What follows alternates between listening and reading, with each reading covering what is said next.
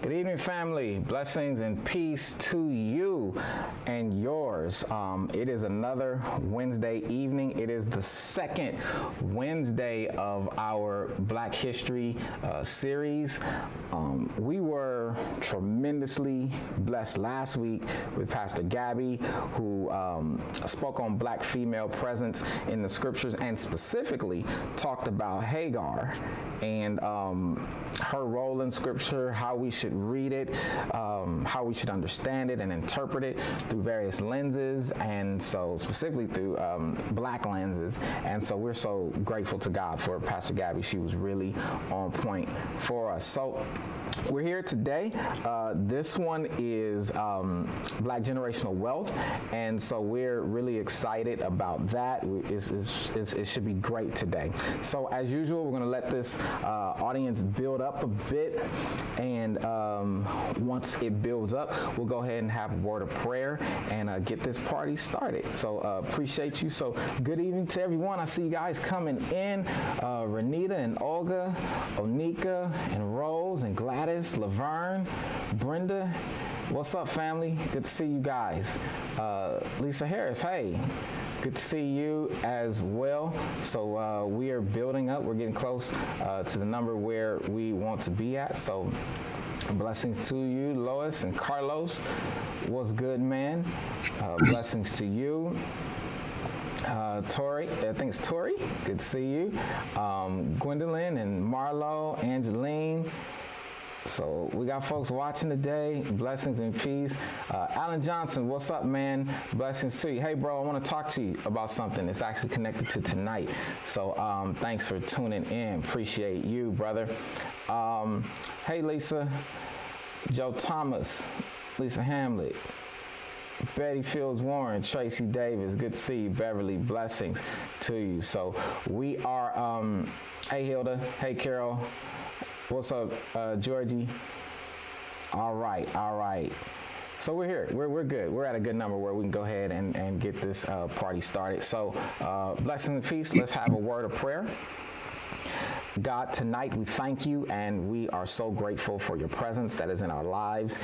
We are thankful for this Black History Month series, and it is our prayer that those who tune in tonight are blessed, that they are helped, and that when it is all over, that we are better for it. Guide us and keep us is our prayer in Christ's name. Amen. All right. We're ready to make this happen. So we got a great guest tonight. Eugene Mitchell is here, and he is the man with the $50 billion plan, as as we talked about. So he's going to come. He's our facilitator for the evening. So we are so happy to have him here today. So I'm going to turn it over to him and let him do his thing. Eugene Mitchell, everyone. Great. Thank you, Pastor. It's 7 o'clock and I'm fired up, ready to go.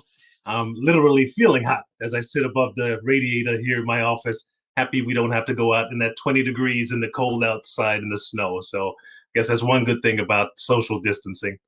I want to say thank you, Pastor, for the invitation to join you today. I want to thank Bill Leach from Thrive It for the introduction to you and to Tabernacle Baptist, and for sponsoring the books that are going to be distributed to a special few. And I want to thank everybody for dialing in on this Wednesday night for Bible study. It's truly an honor and pleasure to be here during Black History Month. But I got to say, this year it feels a little bittersweet for me in the way that celebrating and honoring the heroes of the past and the shoulders on which we stand. I feel that 400 years later here in America, we're still talking about so many struggles and so many things that we need to overcome. Just looking today at some stats, they projected that 65,000 African Americans out of the 400,000 plus have passed away because of COVID. That's 1.5 times more likely for African Americans to contract the disease, almost 4 times more likely to be hospitalized, and 3 times more likely to die, according to the CDC. So, of course, my heart goes out, I'm sure as yours, to all of the families that were impacted by somebody passing. And of course, I think about this month, about the struggles that many families still have due to the economic downturn last year. right? The number of Black businesses that were closed and on the brink of possibly closing. I know as I go along in Brooklyn with my kids along the street and we look at the boarded buildings one after the next, it's just a heartbreak to see it. And of course, we talk about the activists still trying to figure out our moves for social justice reform. And so as bringing in the conversation, I just felt it would be remiss if I didn't talk about, just how COVID-19 has put the spotlight on the fact that, we remain, for the most part, still the most vulnerable and the most devastated in the country. And for many of us, we were the least prepared to recover. And so I know that, as we start to address and talk about systemic racism, finally, right, and the odds stacked against us, and hopefully this new administration will take this seriously and we can make some real change from the government and from the institutions around us. There's still a common theme that I wanted to bring tonight and address when we talk about building generational wealth. Because what I see still is our inability to financially recover when we're set back, right? The instability of the Black middle class. There was a couple articles that came out this week. They talked about the mirage of the Black middle class. We're sort of there, but we don't feel like we're there. We're there and we drop out so quickly, right? You talk about, the ongoing racial wealth gap in America and the lack of knowledge of so many on how to create wealth and, more importantly, how to sustain it. So that is my intention tonight, to share some ideas that I have from the 20 years that I've been working in the financial services industry. And the intent is really to hopefully shift some mindsets, to open your hearing, your ears a little bit about some, and let you become more aware of some other things that are out there, and then possibly take some actions, and not only actions individually, but with us coming together to flip that situation that maybe we can become the least impacted and the most prepared for whatever things are going to come into the future. So what I'm going to share and I'm really passionate about is continuing to build this modern day movement around financial strength and creating generational wealth in the Black community. And as I told Pastor, sort of doing some research coming in for this evening to be a part of Bible study, I did come across a stat on the internet that I'm sure you've heard, that there were more than 2,300 verses in the Bible on money, wealth, and possessions, right? They say Jesus spoke about money roughly 15% of the time when he was preaching, and it was referenced in 11 of the 39 parables. So with that much focus, I think that it's got to be clear to us that we have to understand the power of money and wealth in life, and not just what it is. See what in my 20 years, I realized a lot of us say, we know what money is. I know how to make money. I know what a stock is. I know what life insurance is. And that's not the point for me. I want us to understand how others are using it to get ahead in ways that we're not, right? Especially with a 400-year head start. What are they doing that we need to catch up on, right? And this really was the premise of my book, Closing the Racial Wealth Gap, 7 Untold Rules for Black Prosperity and Legacy.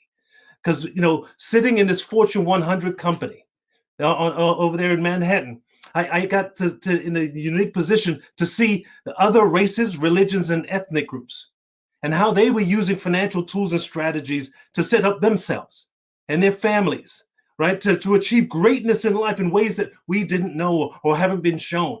And so that's where my passion comes from, and I'm excited to share a little bit more with you tonight about that. So, Pastor, we can put up the first slide. As mentioned, I'm Eugene Mitchell, and for those who don't know me from the life insurance industry, I've become known as the man with the $50 billion plan. And this was really inspired from the national campaign that I created while leading 1,500 Black financial advisors around the country during my 20-year career in the life insurance industry. And I'm proud to say that we actually created and completed this $50 billion plan in 6.5 years. So there's $50 billion on the books at New York Life, and it continues to pay out, and we continue to add to it. But the path to that achievement really wasn't a straight one, as many of us in life aren't. I want to acknowledge and state that, for 4 years of my life, when I was in my early 20s, I was a prison guard down in Miami, Florida.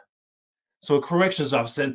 And in that time there, I took the job at the encouragement of my parents, get a job while you're trying to figure out your path in life.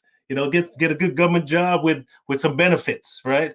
But what it did dawn on me while I was sitting there, looking out at the majority Black and brown inmate population, right, was that the problems that we call problems in our community, the crime, the drugs, and the non-nuclear households, for example, I realized that a lot of that is just symptoms of a deeper rooted problem, which has to do about our economics or a lack of economics, right? And I wondered and thought about, had these individuals been set up differently in life, right? Put in a different environment, would they have made different decisions, right? Would their path have been different to getting to where they were now? But what if somebody had given them a college, savings plan earlier on, or a down payment for a home, or even startup capital for their own business? Would that have kept them on a different path and out of trouble? See, what I realized that many had no hope, no direction, and no guidance. And so after seeing this for 4 years, I knew that I really wanted to do something to help change this. And I really couldn't do much as a prison guard, so I figured I would go back to school and study finance to do this. So I went and I worked full-time and went to school full-time for 2.5 years to complete my bachelor's degree. You talk about a struggle to get it done, but I was committed. And then I got into and attended NYU Stern School of Business to get my MBA. And then when I was up in New York, it was 2001 actually when I graduated, and that was the last recession before, I guess 2 recessions ago. I was looking for a company to go work at. I'd interned out in California at a tech company. That was when the tech bubble happened. And folks said, you know what, you may just want to go to an old stodgy life insurance company like New York Life Insurance there in Manhattan, where you were already at. So that's how I sort of fell into insurance. But what I realized really was that this was a blessing in disguise, because really this got to help me advance that whole intention and passion that I had when I was coming out of the prison. And what I mean by that is that as I came in this leadership development program, where I was supposed to rotate through 3 different departments in the company. One of those rotations, I was asked to do a profitability analysis of the cultural marketing group that we had at the time, right? So where the company was putting resources and ads and support and sponsorships to target the Chinese, Vietnamese, Korean, Hispanic, and Indian markets, that they were driving sales and recruiting results like above and beyond anything I'd ever seen. So I asked them, what are you doing targeting specific for Black folks? And that's when they said to me, well, we've got some things underway. And I'm like, well, no, specifically, what are you doing? And they said, well, we don't really believe that we have to do anything targeted and specific for Black people, because you all speak English and you disperse throughout America. And so we just use the general market materials. I said, could this really be the case in 2001? That the company doesn't value putting images of Black folks, putting real life stories of our community, of our families, that we just say, go to the Black church and use the white brochure. And so, I just started scratching my head, but some other folks came to me and said, you know what, if you really want to know, there might be something deeper to the story. I said, really? But they said, I don't know if you're ready to hear this. I'm like, well, now you've opened it up. You got to tell me now. And that's when they said, you know what, the company and many folks here tend to believe, and some have actually gone to great lengths to prove it out, that Black people don't want to buy life insurance, right? You all don't value it. And what you do buy are those small burial policies. And what happens to those policies? They lapse. And then what happens to those agents who sold those policies? They end up revolving or leaving out of the business. So some folks have come to the conclusion that it's a negative return on investment to invest into your community. I said, man. So you can imagine the shocker for me. And they kept going. They started saying, you know what? It's not even that. Well, what they've come to believe is that you all would rather buy products than investments. So, They said, you know what? You all would rather have 400 pairs of shoes and nothing in the 401k. I said, you got to be kidding me. Right? They said, you all are out there trying to make it rain and you have nothing for a rainy day. I said, okay, enough. Time out. And so whether the first people were right or the second people were right, what it actually had me do was get fired up to really try to figure out what was missing from them to understand the value in my community, right? What was missing in my community to understand the value of these products? And what could I do to help support the Black agents and managers to be successful in an industry where, like so many, especially in this day and age, we're talking about the systemic racism. There's very few at the top who are actually making decisions and can impact something. So that really became my path. And for the next 15 years, I put programs together. I wrote the plan for the African American market and grew the agent force from 500 to 1,500. And then I came up with this idea of how to put $50 billion of life insurance in force by the Black agents for the Black community.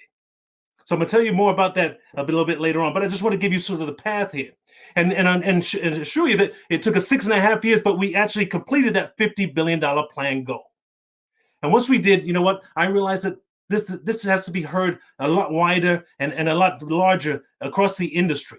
So I left New York Life to write this book and to become a consultant and then a speaker and to share this on a lot larger scale. So my intention is to go from the 50 billion that we did up to 400 billion is where I want us to go now, to really create change for our generation. And like I said, I'll tell you more about that. So if you would there, Pastor.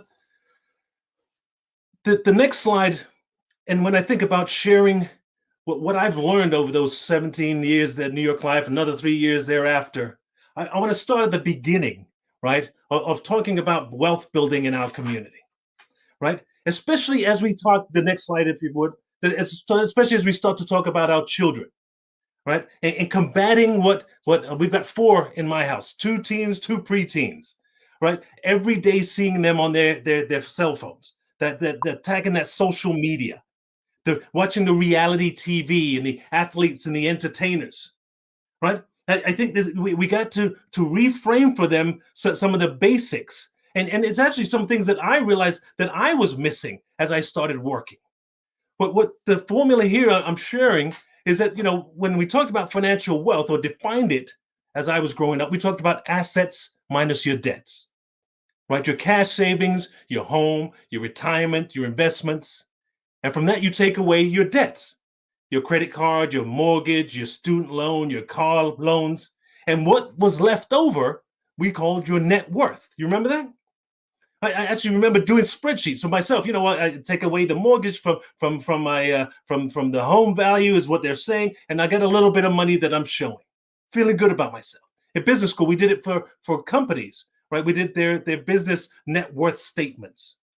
But here's what I realized that we've been missing about that major point in that what's left over. See, that amount that remains is a lump sum or a reservoir to pull from to take advantage of opportunities or to adequately recover from emergencies. Let me say that again.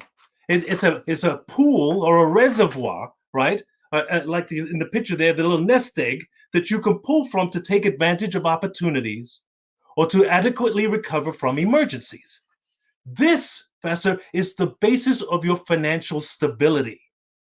Nobody had ever teed it up or put it to me like that, right?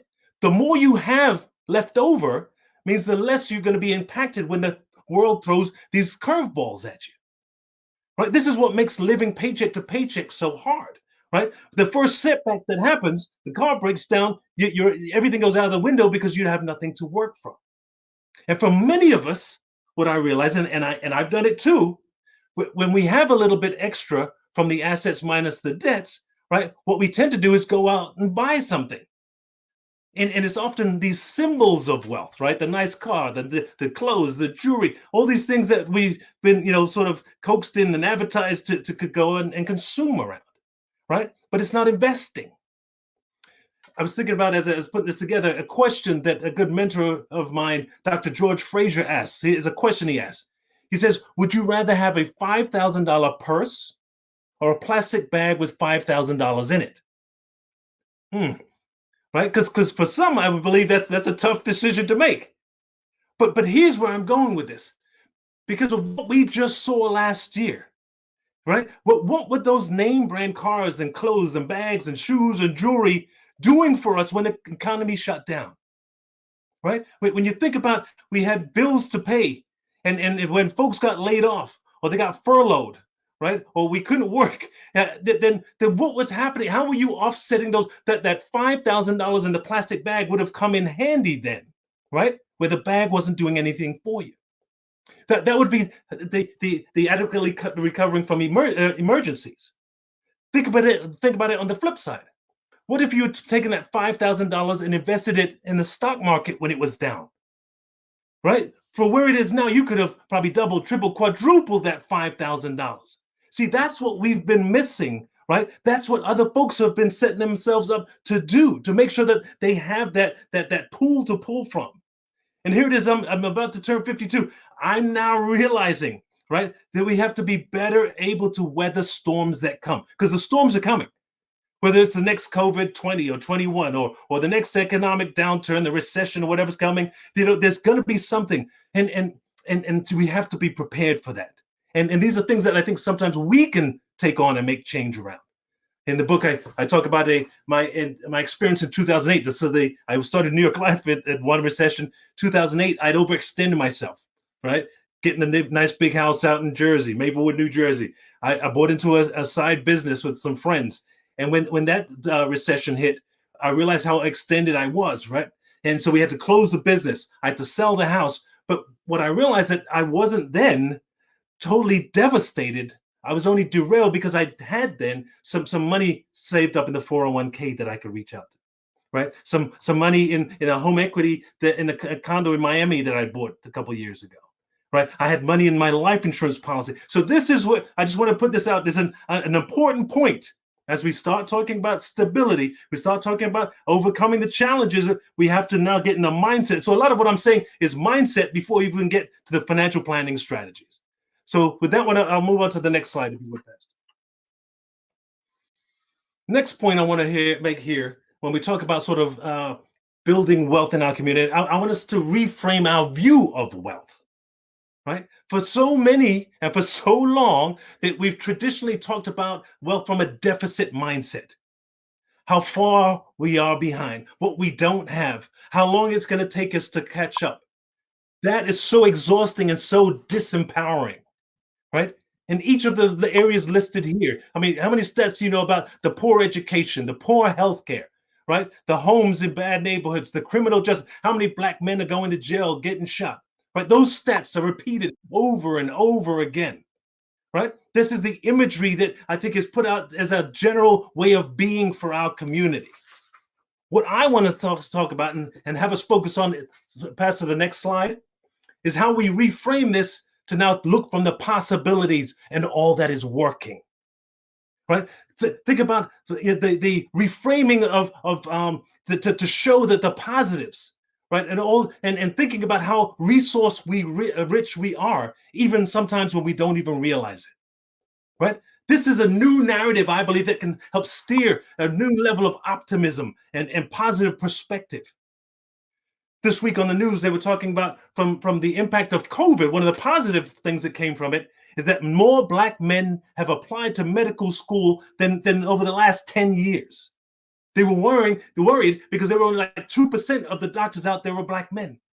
So this is a positive thing that we could take on, right? You talk about the increase in home ownership this year. It actually went up for blacks.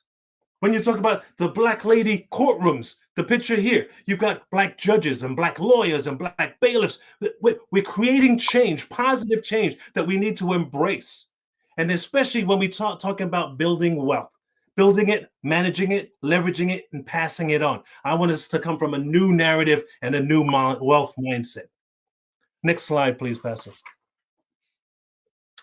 Another part of what I want to share in sort of building up to the content of the book is that really this has to include everyone, right? And I'm trying to say that I'm speaking to everyone, not only the folks who are struggling, right? Who are trying to get ahead, trying to figure out their path, trying to figure out the right things to do, but also those of us in the middle who maybe have not been impacted by the job downturn, right? That we have some money in the bank, right? That we were able to buy some Tesla stock and what's the other one? The other GameStop and make some money, right? That you know what we some of folks as I've gone over and shared more about the book, they say, oh, that doesn't really apply to me.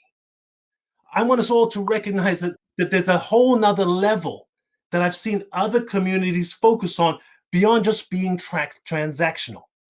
See, transactional, I think about just those one-time, purchases, right? The car, the house, the accumulation of things, right? That this is especially in a professional group. Like I said, the college graduates, the entrepreneurs, the lawyers, the folks who have some money. We're very much trapped in this center category of being transactional. What I've seen the other folks do are move to a more transformational and generational mindset around wealth. See, they're not talking about just, buying a car for their kids, right? Or maybe co-signing on a student loan. See, what they're doing is setting up their finances so that they could pay for their children, their grandchildren, their great-grandchildren's college educations. See, they're embracing Proverbs 13:22. When you think about passing on generational wealth, right? You talk about passing on family businesses, right? So their children don't have to work for someone else, right? Or take a seat at somebody else's table. That's what I want us to think about, this whole next level, right? When you talk about funding scholarships or endowments at a wonderful church like Tabernacle Baptist, we can do that when we think about redirecting what we have, thinking for the long term, thinking for the generations to come. Right? Thinking about what we can do for Black colleges, Black organizations that we love. How about we collect our dollars and support a particular political party? This is the potential of what we can do when we sort of move out of this transactional realm into the transformational realm. And that's what I want to talk about next week, about us coming together to really leverage our strengths, our resources, and our expertise. So the last point I want to make before we jump into the rules here, Pastor, the next slide, is how we get ahead is truly a two-part strategy, right? As you think about how we got here for 400 years, right? The systems from slavery, from segregation, from the GI Bill to the redlining, all of that needs to be made up in some way from the government. We can't overcome that by ourselves, right? So as the push for reparations and other changes in different industries happen, I want us to be mindful that really those are the actions of others that we're relying on. The other part that we can use to get ahead is taking on our own personal action. And that's the space that I'm in. That's what gets me fired up. Because we already have $1.2 trillion of annual earned income across 46 million Black folks in the country. We can leverage our 3% of the country's assets and wealth that we already own. That's what we can control. And so that's where I'm going to be talking and feeding some ideas around. And so to sum this up, this is not either or. Either we create systemic change or we have to do personal action. We've learned we can't keep doing what we've been doing. We're going to have to do a combination of both. This is both and when you talk about moving us to the next level. So with that, next slide, Pastor. I put together in the book called Closing the Racial Wealth Gap, 7 Untold Rules for Black Prosperity and Legacy. 7 rules that I realized that I myself, for many, were missing. And what I've seen with so many around us, also doing or falling into some pitfalls and need to figure out our way out. So here are the 7 rules. This week, I want to touch on number 1 and number 2. And next week, I'm going to talk about number 6 and number 7. So, of course, I'm going to encourage you to get the book and to really sit down because all of the information inside is extremely valuable. But here, number 1 is know yourself, know your worth. Number 2, ensure yourself to ensure the future. Number 3 is you can't earn your way to wealth. Number 4, if you have a landlord and a Lexus, then you have a problem. Number 5, it's not what you make, it's what you keep and what it allows you to do. Number 6, rich people plan for 3 generations and poor people plan for Saturday night. And number 7, a rising tide lifts all boats. So if you would pass to the next slide. For me, starting off here, know yourself, know your worth, what was vitally important, especially from where I came from, of watching these Black men in prison, right? See, if what I said before, that just the basic definition of wealth was a beginning for the conversation, then beginning our planning for ourselves and implementation, I think we have to understand this point right here. Because this is what sets you up and how you see the future or how you don't see the future. Right? If you don't see the value in yourself and what you bring in and who you are, then you may not see a future for yourself. What the statement says here, before we can start wealth building and legacy planning strategy, we must first learn to value and appreciate the biggest asset we have in our lives, which is ourselves. What I'm going to talk about is a true actual dollar figure amount that we could tie to this, right? Because this is what I think is, once you take this on, and I'm going to coin this $1 million me and $1 billion community, then you can start raising your awareness and your understanding, your expectations for yourself and your children and those around you. So if you would pass to the next slide. I've been inspired, of course, for the last several years, as everyone has, and especially last year with the Black Lives Matter movement, right? And as much as we all believe and know that Black Lives Matter, I believe it's time that we move this conversation and this thought process to the next level. What I want us to take on is, what is a Black life worth, right? To not know what you're worth. And I'm not saying that the ways that many of us have been misguided to believe that either we have no value or no worth, or that the only thing that defines us or defines me is my title or my job, or what I can show and what stands out because of the products that I've bought and I'm flashing around, right? I want us to understand a different way to think about our worth, right? And because this here is a way for us to now become aware of how we're set up, especially with those products that we wear and we buy, because we're giving a lot of our wealth away as being the world's greatest consumer. And it's a vicious cycle. So if I have last year's car, a car from 5 years ago, then have I lost value and lost worth because my car's lost worth? Right? Or my clothes are out of season. This is a way that we keep giving our wealth away to other people to set their children up, pad their bank accounts and put their kids in school, right? So the other part in this as well that I wanted to note is that it also, when you don't know your value and your worth, it's easy to say another Black man gets shot or another one go to jail, and we don't recognize what's been taken away from us.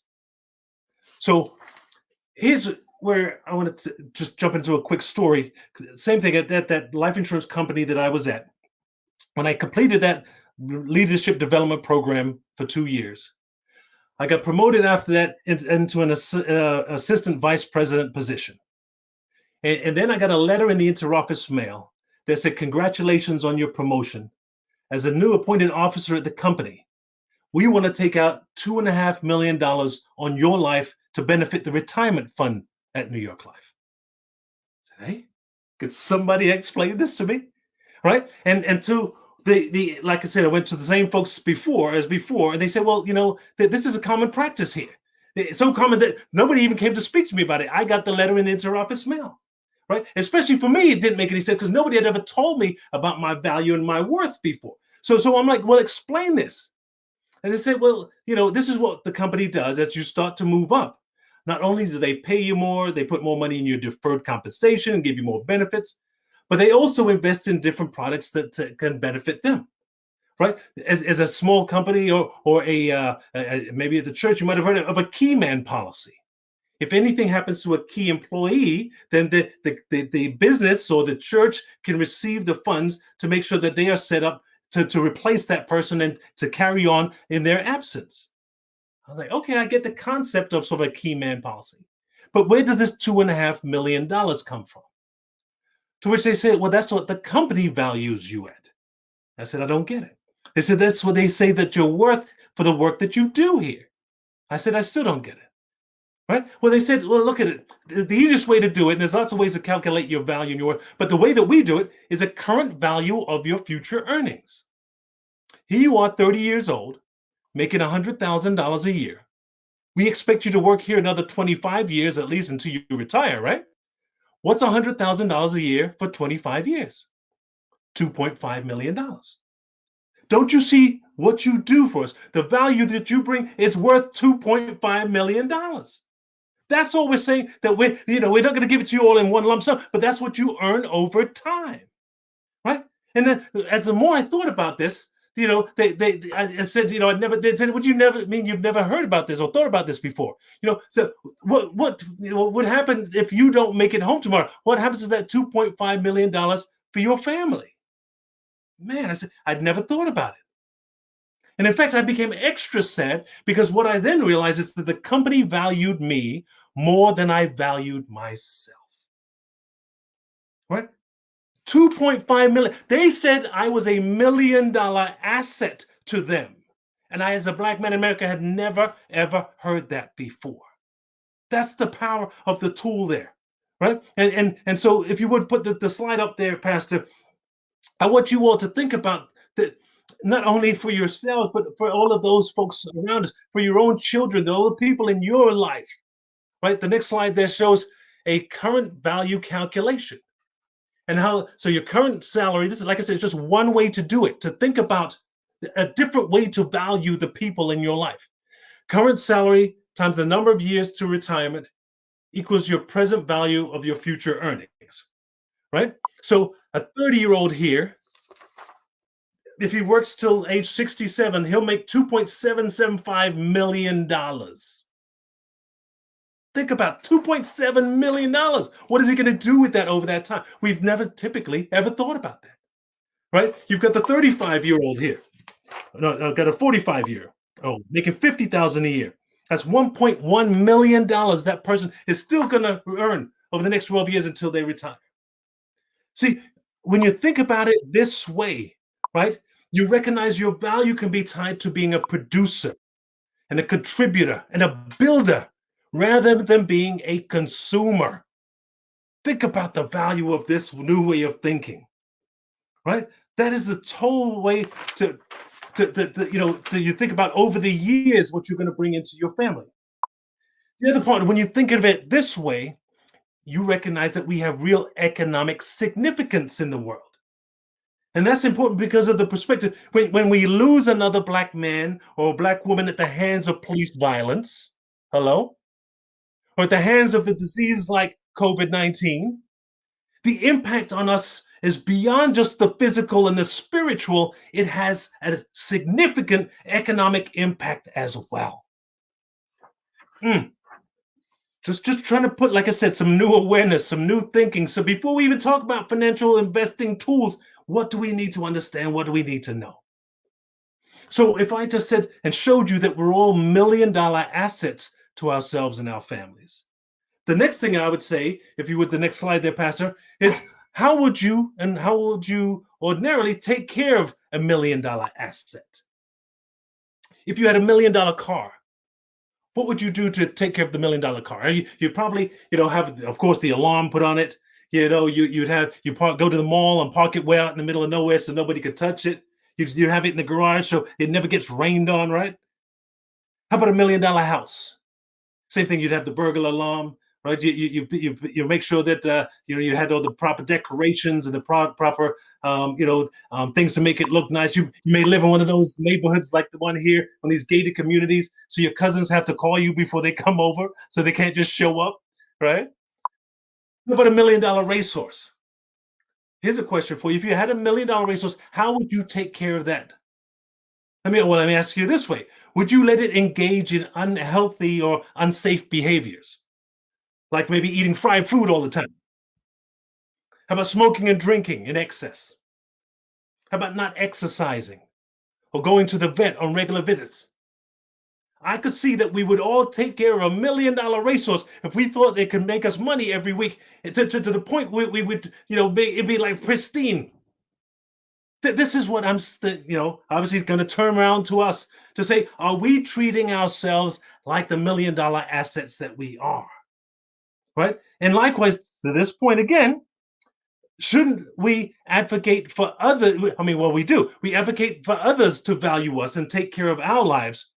But we now have to show how much we value and take care of our own lives, right? By protecting our own health and our families and our community economically.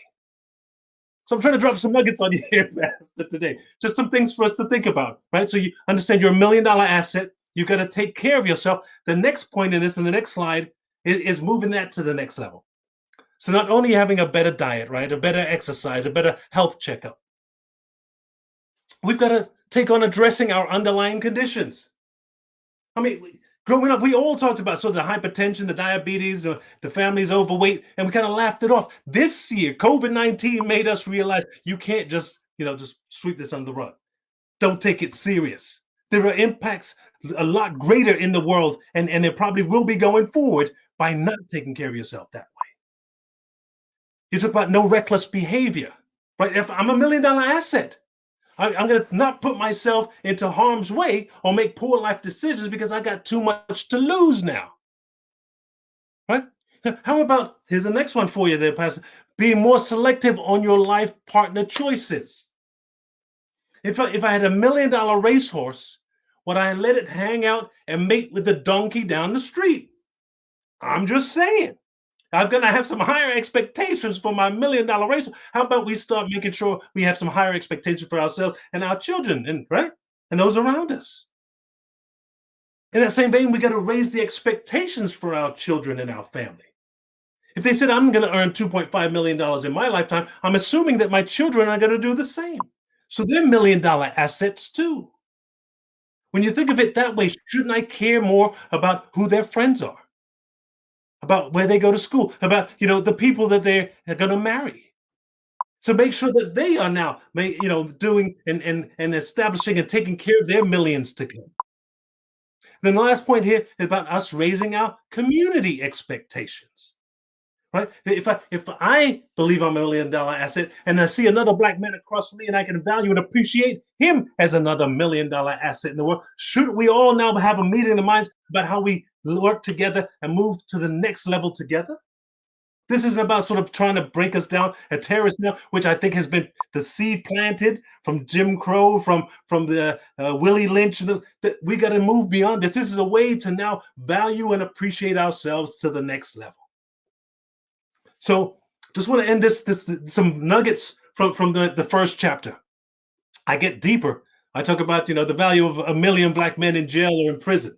I talk about sort of the drain that has on our community. I mean, I've got lots of things for you to think about. I really love chapter 1 just because for myself when they told me what I was worth, it really had me operate and think of life in a very different way. And so I want to have everybody do that same thing for themselves. So just summarizing chapter 1 real quick, the 3 points that I made: you got to understand your value and your worth as $1 million asset. You got to take care of yourselves and raise your expectations for yourself and your family. If you would pass the next slide, I want to jump into rule number 2. Here, insure yourself to ensure the future. If you are your greatest asset, then what should you do? You must protect that, right? Think about the $1 million assets from before. They won't even let you off the lot without having insurance on your car. You won't get the mortgage without having insurance on your house. And I can't imagine that you would have a horse that could get sick or die and you wouldn't have insurance on that. We got to make sure and understand that we have to insure our $1 million selves. Right? And the tool to do this is life insurance. This is the industry I came from. This is, like I said, spent 17 years trying to understand what we've been missing in this. See, many of us have been bamboozled to believe when you say the word life insurance, do you want to hear more about it? Nah. Nobody wants to hear about it. I think it's all by design, because when I was recognized how other folks do, they're not taking out burial policies like they showed Big Mama how to do. Remember the $1,000, the $2,000, $5,000 policy the man came to the house to collect a few dollars on. That's nobody. They sold her on having a great homegoing, but they didn't tell her on how she could set her family up after she was gone. This is what I want us to recognize, that the value of this tool. And here I've listed 4 things just to start the conversation. Like I said, chapter 2 is a deep one as well. What I see the other folks using life insurance for is to replace income, right? Certain type of policies become a semi-compulsory savings. You pay and it builds up a savings inside it. There are guarantees and tax advantages to life insurance. Life insurance gets paid out tax-free. So remember that $50 billion I said we put on the books? That's $50 billion going to be tax-free when it's paid out into the Black community. I want to talk about it from the point of future inheritance. See, this tool here, when we think about it the right way and use it the right way, it's a way to enhance and ensure your estate and your legacy. And so that way you don't leave it up to anybody else to take care of your family. And you don't leave it to chance. I want us to start, like I said, this is new ways of mindset and exposure. Think of this conversation tonight about life insurance, about building your financial wealth, and not as just another bill. So if you would pass to the next slide. Like I said, in not thinking about a burial, it's actually part of the building block process to putting wealth together for yourself and your family.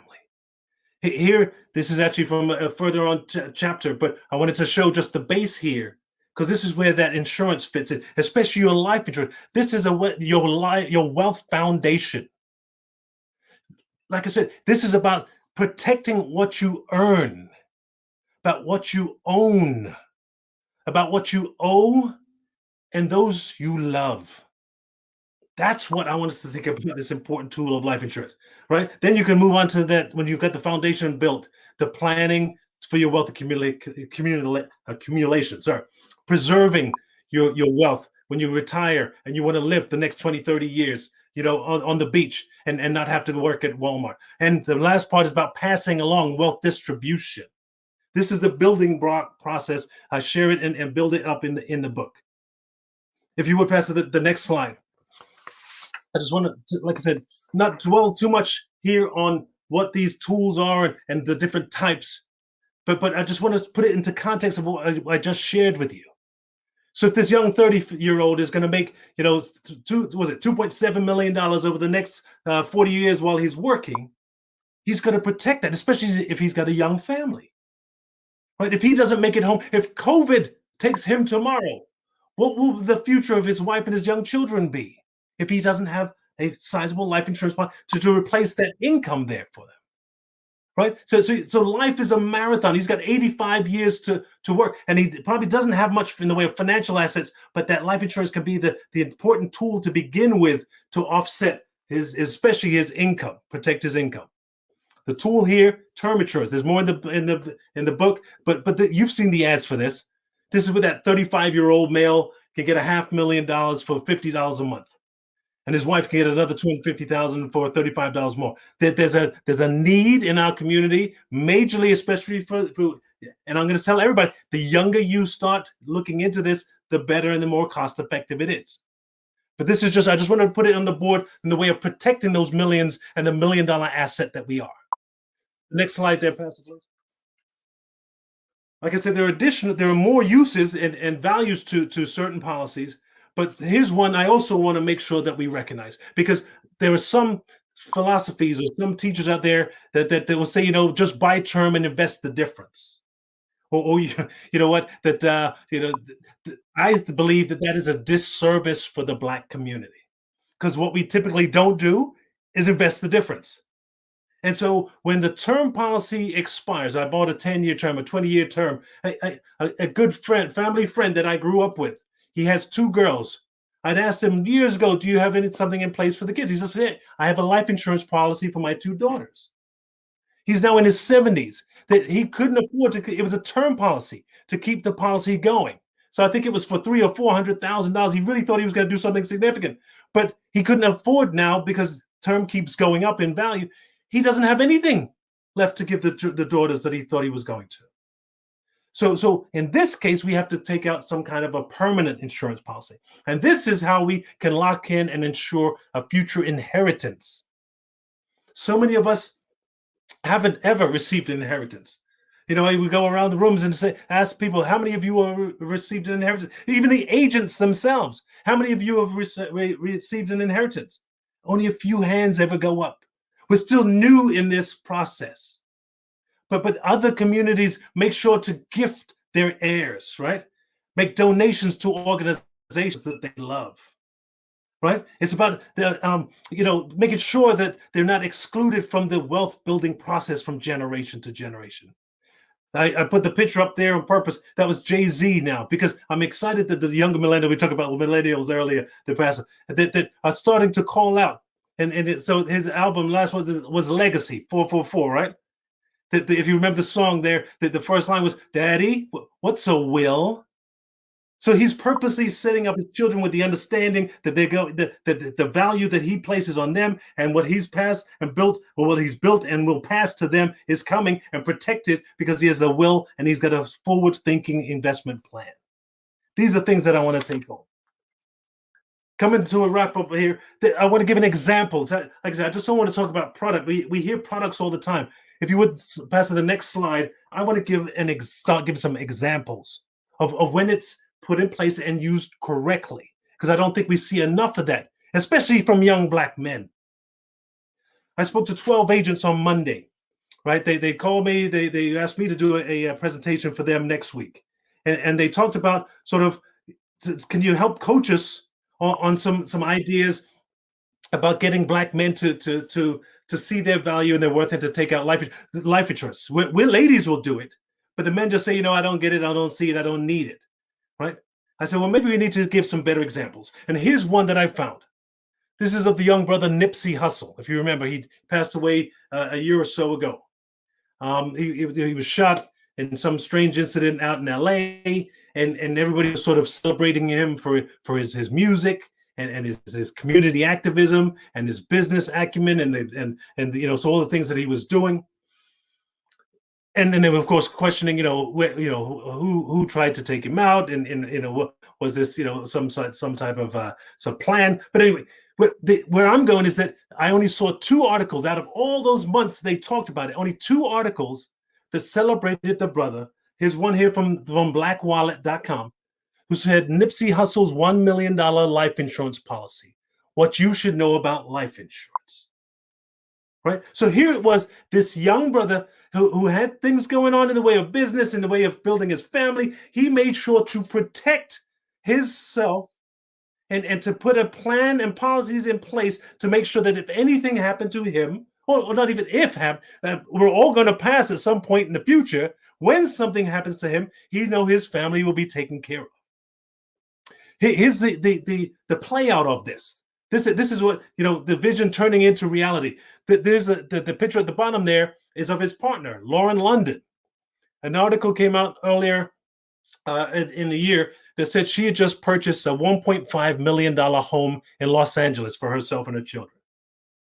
And also the sneaker brand Puma has agreed to continue his clothing line, Hustle and Flow, and she's going to be the leader of that.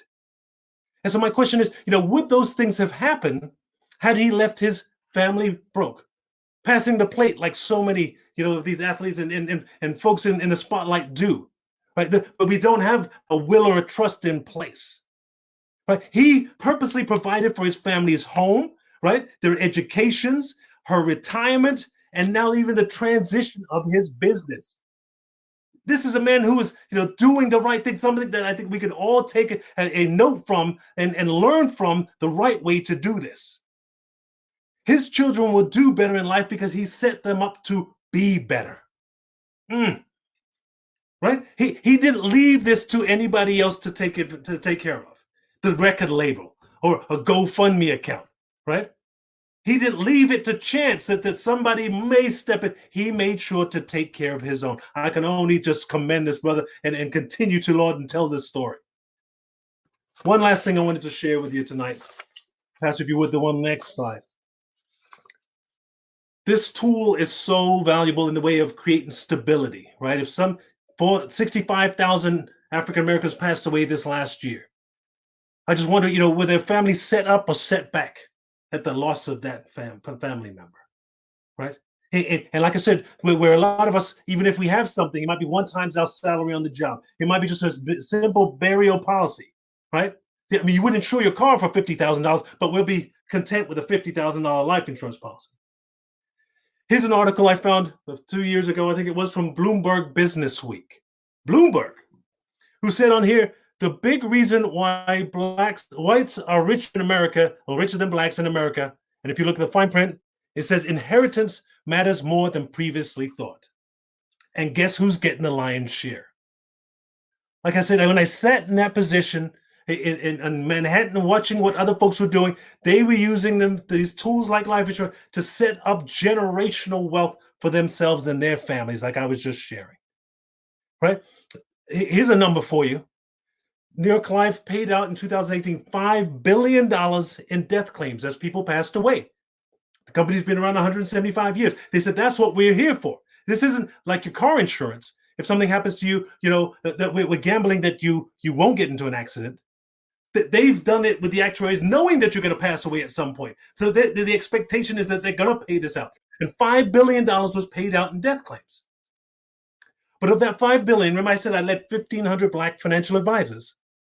I wanted to see how much of that $5 billion went to the clients of those 1,500 Black agents. In fact, I asked, all Black agents who's ever worked at the company, can I get their books of business of policies that are still being paid on? How many of all of their books of businesses were part of that $5 billion? The answer was $100 million. $100 million out of $5 billion.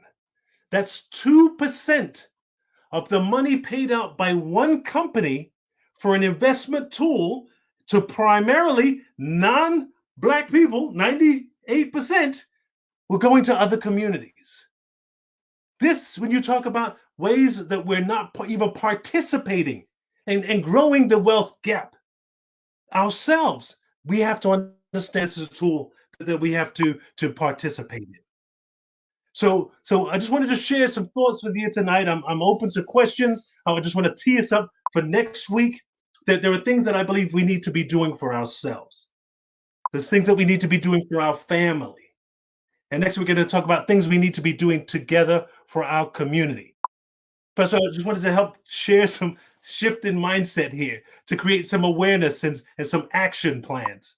That I see the struggles that we face in the country, but I believe there are things that we can do to really, to redirect, steer, come together, be creative, and learn some best practices. We don't have to be like anybody else, but we can learn best practices. And these things that I shared tonight are some of those for you.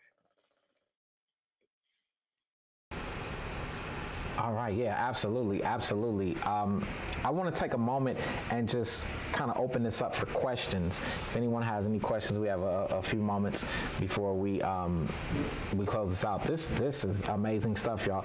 And listen, like I said before, this is recorded. We're going to put it on live stream and YouTube, other platforms, so that people can go back and see it. So spread the word. This is not just Facebook Live, but we want people to know this stuff. This stuff is important. This is really powerful stuff. We've talked about this before, Tabernacle, how families, and this is not an indictment on anyone. We're not trying to diminish or belittle anyone, but we've talked about it, how families have had to struggle to just put folks in the ground, right? And this is not just young people. This is older people. There've been struggles getting them in the ground, and we've had these really challenging times with that. And this is really good stuff. And so I pray that this blesses your life richly. So I'm gonna give it just one more moment to see if there are any questions for the evening. Again, we know that there is that 20-second or so delay. Okay, there is one question here. Eugene, would you recommend whole life or term insurance? So I believe that could be some combination of both.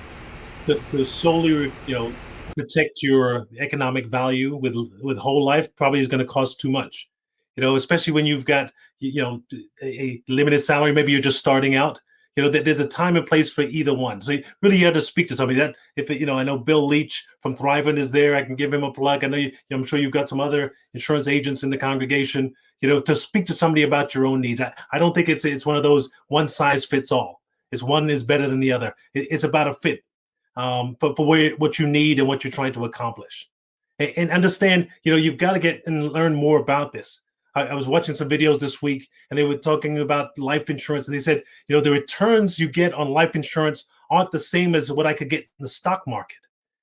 I'm like, you're totally talking about totally different products here. You don't talk about your car insurance in comparison to the stock market. Why you talk about life insurance that way? So you've got to, and I, just would encourage you to speak with somebody to really get some details and not sort of just take one product over the other.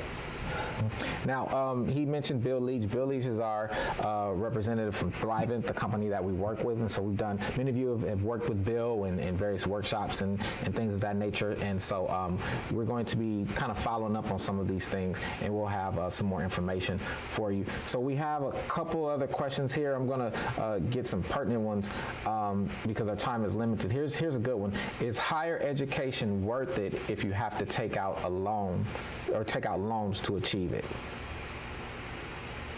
So that's one of the personal situations as well. But here's some things that I write in the book, because I asked that: do parents, put money into their retirement, or should they, save for their children's education? And I give some other examples here. You can go to school here in New York State. If you agree, you can go to a state school and for free, and not have to pay back as long as you go to work for the state. I think for 4 years after. Right? That if you apply for different grants and loans, you can go to a state school. You can go to, it doesn't have to be $40,000 a year at a private institution. I think there's ways you can get an education, for different, value than what, taking out the loans and putting yourself so far behind. I think we got to be creative. 529 plans. I mean, there are different savings plans that are out there. You get run down. Yeah, absolutely. Let me kind of put an addition onto that question. For instance, you're an adult and you've got you're looking for a second career, right? And you got to go back to school to get that second career, and that's a loan right there. Should you just stay where you are, or should you go ahead and take out that loan because you probably don't qualify for scholarships, grants, etc.? So for the younger folks, I should have said as well, I don't think college is the answer for everybody. In years past, we used to talk about skills and trades. I mean, there's plenty of folks making six-figure salaries without 4-year degrees. So sometimes I think depending on the skill set and the personality of the children, we can steer them in a different direction. But to your point, Pastor, I would say if it's going to advance the career that you're in, I think so many of us just take classes just to take classes. We take a basket weaving class and think that, if we look at the loan afterwards, or we don't complete it, or we just get bored of it. And so we just wasted time. And if you're going to see the path, be intentional about how this is going to, grow and build your income and your investments for the future, I'd say it's worth it that way. Not just to, it's too much you see too much debt in the world to follow other people for no reason. Yeah, it has to be meaningful. It makes a lot of sense. So we got one more. It's a few questions in here, but the time is limited. I want to respect everyone's time. But I think this is a really good question. I want to combine a couple questions. Let me go back here. So there's one question that was saying, how realistic is it to see a change within our lifetime? And so I want to couple that with another question that said, the key is to change the mindset. What steps do you recommend to get us started? So kind of if you combine those two. Sure. So I definitely believe we can see change in our lifetime. With $50 billion of insurance in force, that I left in 2018. Since then, and since we started the program in 2011, almost $1 billion has been paid out from life insurance, from New York Life to the Black clients now. So that's $1 billion. And next week I'll talk about some other creative ways that I've seen other families like insuring their parents. I'll give you a little. There's ways that you can see benefit in your lifetime. Right? There are policies now that we didn't get into it. There are some now that you don't have to die to use. You can actually, if you have a chronic illness or a critical illness, right, a terminal illness, you can take some of that face amount and use it for yourself. So you talk about our underlying conditions. If we're going to have diabetes, if we're going to have, sorts of these issues in the future, you may want to think about using something. So I think it depends what kind of change you're looking for. A better lifestyle as I get old and I get sick, we can have in our lifetime. To ensure our parents and create our own inheritance, I think we can do in our lifetime. To create an endowment for our churches, these are things that we can do in our lifetime. The second part of the question there, Pastor? Is the key is to change the mindset. What steps do you recommend to get us started? So like I said, I think the shameless plug for the book. The book is all about sort of changing mindset and thinking there, right? But like I said, I think what we got to start doing is looking at the folks who are doing it right. We hear too much of the all the failures. That there are folks out here, and I can even talk about some of this next week. Some of the young folks some of the rappers who started off spending, but now look at the LeBron James who is building schools and he's making change like that. I think when you steer and create for the purpose, I think we can do all of that and create some positive things for the people. Okay, cool. Sounds good. Well, Eugene, hey man, thank you. You're definitely that dude. You're the man with the $50 billion plan, brother. So we thank you. So listen, family, tell folks about this, that they need to be here next week. The book is available. In fact, I think we still have a few more in the 100, the first 100. I'm not sure on that. I think we still do. So you may be able to get it free if you go to Tabernacle website and register. You may still be able to get it for free. So, I'm just saying, I ain't the one to gossip, so you ain't heard it from me. But that just may be something that you want to do. So we're very, very appreciative. Just a couple things we want to let you know real quick. And that is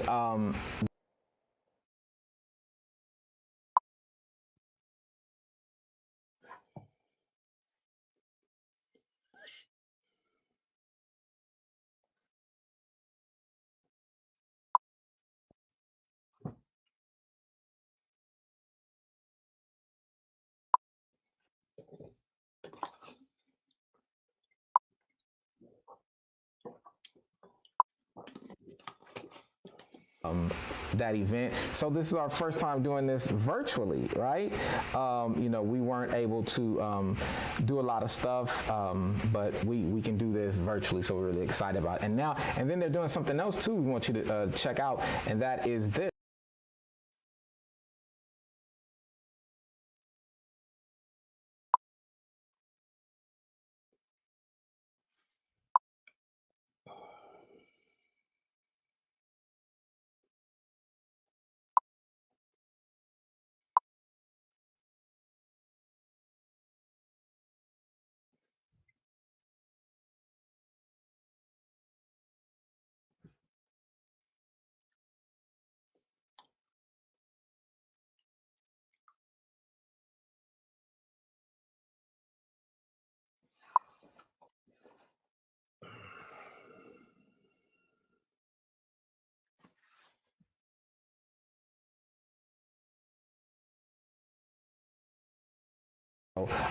We thank God for you. Family, we appreciate you. Let the joy of the Lord be your strength. Remember, join us next week, and we will see you in worship on Sunday morning. All right? Take care. God bless. Take care. Bye-bye.